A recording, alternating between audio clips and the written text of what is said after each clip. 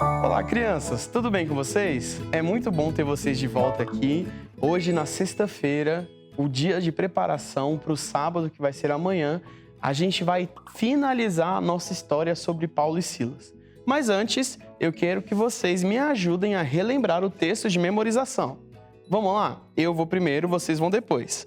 Atos, capítulo 16, no verso 31. Creia no Senhor Jesus e serão salvos você e os da sua casa. Você lembrou o texto? Agora eu quero ouvir você falando sozinho, tá bom? Vai lá. Muito bem. Se você ainda não se lembrou, se ainda não decorou o versinho, ainda tem hoje o dia inteiro para você memorizar, para falar amanhã na igreja, tá bom? Mas para quem não memorizou, vamos de novo. Creia no Senhor Jesus e serão salvos, você e os da sua casa. Muito bem, nessa semana nós vimos a história sobre Paulo e Silas. Eles começaram uma viagem, uma jornada até a cidade de Filipos, onde eles encontraram uma mulher muito rica. Você lembra o nome dessa mulher? Lídia era o nome dessa mulher, muito rica, porque ela vendia um tecido de cor roxa, que era muito difícil de achar naquela época. Naquela cidade não tinha igreja, então eles se reuniam no gramado junto com os outros irmãos. E teve um dia muito interessante quando eles estavam andando pela cidade e tinha uma mulher que tinha um espírito mau dentro dela. E ela começou a dizer algumas coisas sobre os discípulos de Jesus, até que Paulo falou uma coisa muito séria para ela. Você lembra o que Paulo falou? Paulo falou o seguinte, ele virou para ela e falou para o espírito, saia em nome de Jesus, saia do corpo dessa mulher. E o espírito obedeceu. O espírito saiu do corpo dessa mulher e ela passou a ser livre desse espírito.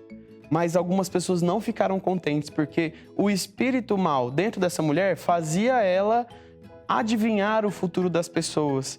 E as pessoas pagavam dinheiro para isso. Então, os donos dessa escrava ficaram muito chateados, com muita raiva de Paulo e Silas.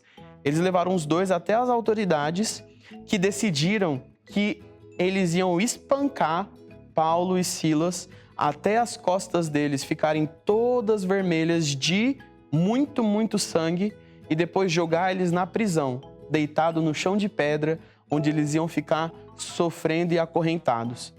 E aconteceu uma coisa muito interessante na prisão. Você lembra o que aconteceu? No meio do sofrimento, o carcereiro estava esperando ouvir gritos de dor e ao invés disso ele ouviu o quê? Ele ouviu os dois cantando. Isso mesmo. Os dois, Paulo e Silas, estavam louvando ao Senhor porque eles lembraram que Jesus já tinha sofrido por eles e agora eles estavam sofrendo em nome de Jesus, então eles ficaram felizes por isso.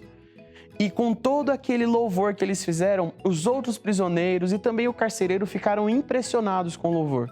Tão impressionado o carcereiro ficou que ele até pegou no sono. Enquanto eles estavam cantando, o carcereiro pegou no sono. E ele foi acordado no meio da noite com o barulho do terremoto, que era o anjo do Senhor passando pela cidade, causando um grande terremoto, que fez com que as portas da prisão se abrissem. E todos os presos estavam preparados para fugir. Quando o carcereiro acordou, ele ficou com medo de que os prisioneiros fugissem, porque se os prisioneiros fugissem, ele teria que ser preso no lugar deles. Ele seria espancado, ele ia sofrer muitas dores e talvez até morrer. Então, ao invés de ser preso e espancado, ele preferiu pegar a própria espada e tirar a sua vida. Mas, antes dele fazer isso, Paulo gritou para ele, para, não faz isso, nós estamos todos aqui, ninguém fugiu. Então ele ficou surpreso com essa reação de Paulo. Foi até a cela de Paulo e perguntou, o que eu faço para ser salvo? E Paulo respondeu o texto de memorização. Vocês lembram qual que é? Ele disse para o carcereiro, creia no Senhor Jesus e será salvo você e toda a sua casa. Dessa forma, o carcereiro levou os dois para sua casa, cuidou das feridas deles e foram salvos e batizados, o carcereiro e toda a sua família. Agora, o final da história a gente deixou para contar hoje. Os líderes daquela cidade não queriam mais que Paulo e Silas ficassem naquele lugar.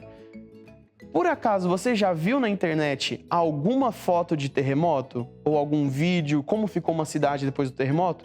É uma coisa muito séria. É uma coisa devastadora, a cidade fica destruída. E eles não estavam contentes. Eles sabiam que tinham feito errado ao prender Paulo e Silas.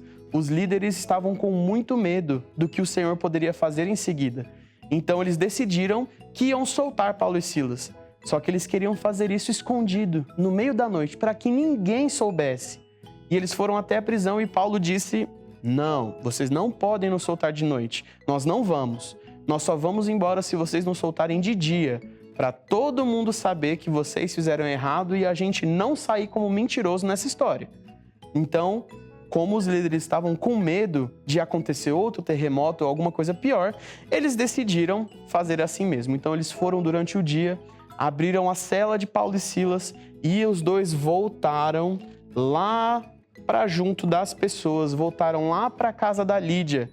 E eles ficaram mais uma vez na casa da Lídia, descansaram, tiveram as feridas curadas, se reuniram junto com os irmãos mais algumas vezes, pregaram mais algumas vezes. E a parte mais interessante que a gente precisa lembrar dessa história é que, mesmo quando Paulo e Silas estavam na prisão, num momento muito difícil, com muita dor, eles ainda lembraram de louvar ao Senhor.